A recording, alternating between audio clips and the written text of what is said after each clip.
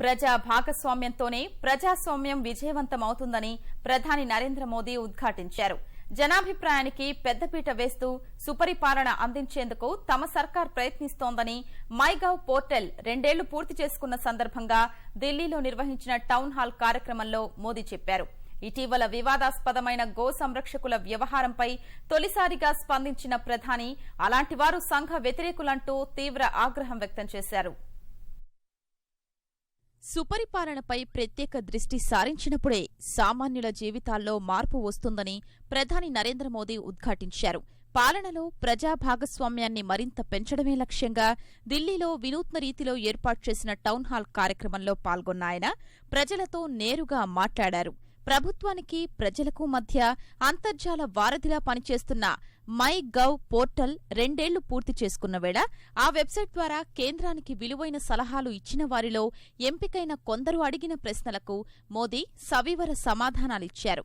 ప్రజలు 5 ఏళ్లకోసారి ఓటేసి ప్రభుత్వాన్ని ఎన్నుకోవడానికే పరిమితం కాకుండా పాలనలో భాగస్వాములు కావాలని పిలుపునిచ్చారు. సామాన్యులకు లబ్ధి జరిగేందుకు అభివృద్ధి, సుపరిపాలన మధ్య సమతౌల్య బంధం అవసరమని ప్రధాని అభిప్రాయపడ్డారు. लोकतंत्र में सबसे बड़ी अगर कोई महत्वपूर्ण एक ताकत मैं मानता हूं तो वो है ग्रीवेंस रिड्रेसल सिस्टम। क्या सरकार जनता की आवाज सुनती है तो उस पर जिम्मेवारी के साथ रिस्पांस करती है। हमारी गुड गवर्नेंस की आवश्यकता है। सामान्य से सामान्य नागरिक की शिकायत ये सुनने की उत्तम से उत्तम व्यवस्था होनी चाहिए और निर्धारित समय सीमा में उसका रिस्पांस मिलना चाहिए। गुड गवर्नेंस की दृष्टि से इस दिशा में हम काम कर रहे हैं और मुझे विश्वास है कि हमारी बहुत सारी समस्याओं का समाधान गुड गवर्नेंस से होता है।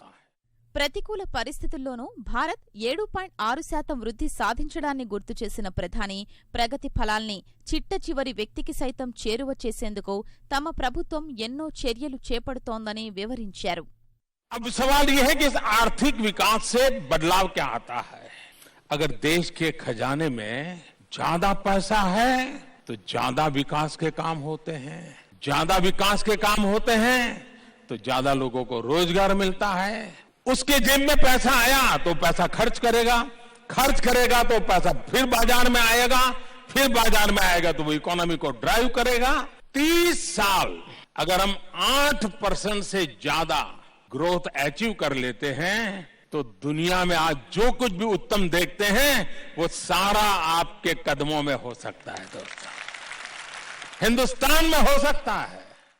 పేదలకు చౌక వైద్యాన్ని అందుబాటులోకి తెచ్చేందుకు కేంద్ర ప్రభుత్వం ప్రత్యేక చర్యలు చేపడుతోందని ప్రధాని తెలిపారు.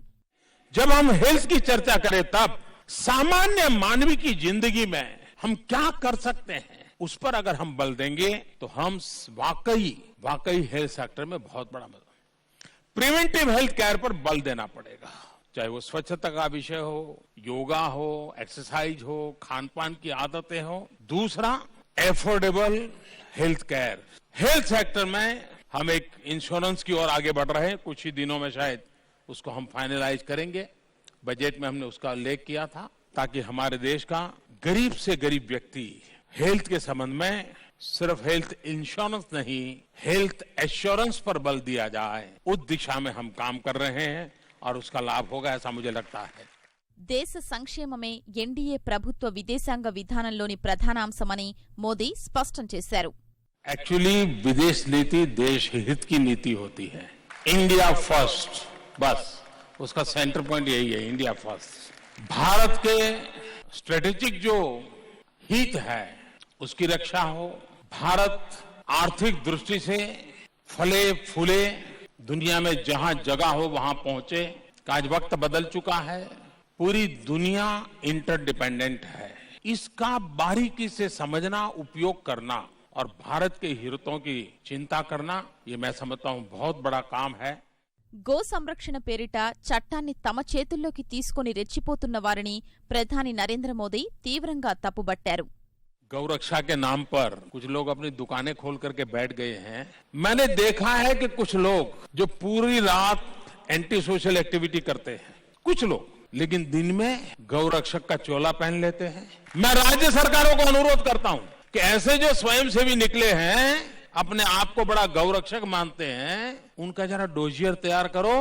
70-80% ऐसे निकलेंगे जो ऐसे गोरख धंधे करते हैं जो समाज स्वीकार नहीं करता है, लेकिन अपनी उस बुराइयों को से बचने के लिए ये गौरक्षा का चोला पहन करके निकलते हैं। सचमुच में वो गौ सेवक है तो मैं उनसे आग्रह करता हूं, एक काम कीजिए। सबसे ज्यादा गायें कत्ल के कारण मरती नहीं है, प्लास्टिक खाने से मरती है। अब ये जो समाज सेवा करना चाहते हैं, कम से कम गाय को प्लास्टिक खाना बंद करवा दे और प्लास्टिक लोगों को फेंकना बंद करवा दे तो भी बहुत बड़ी गौ सेवा होगी।